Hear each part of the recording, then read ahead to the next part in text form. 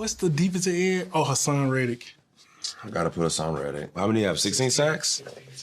No, they say look good, feel good, play good, you heard?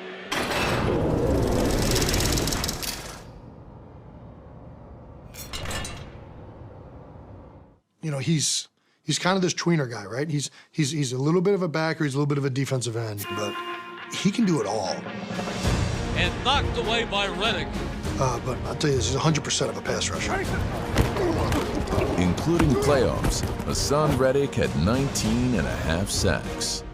No matter what game we're playing, you know, Haason is going to get his. I think he should be in that Defensive Player of the Year category. I think he's one of the best pass rushers in this league.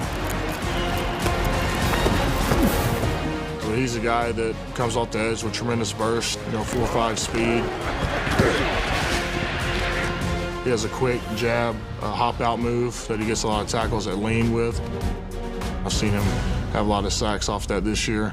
One thing that I say he do better than anybody in the league is when he get to the quarterback, he going for the ball. He's not just going for the sack. Lawrence straight back. Lawrence looks. Lawrence hit. He fumbles the football, and I believe the Eagles have it. They do. They do. Haason Reddick made the hit. Fields back. He's hit, and the football is loose. Prescott back again. He's hit, and it is Reddick. I'm a big Haason Reddick fan, huge fan. And if you watch his film, he been winning rushes all year, and he been going for the ball.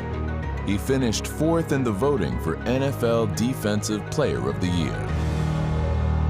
My favorite play from last year, I would have to say, was the sack in the first playoff game against the Giants. And they're going to go for it on 4th and 8. Because it was a tone setter. It kind of got the energy going.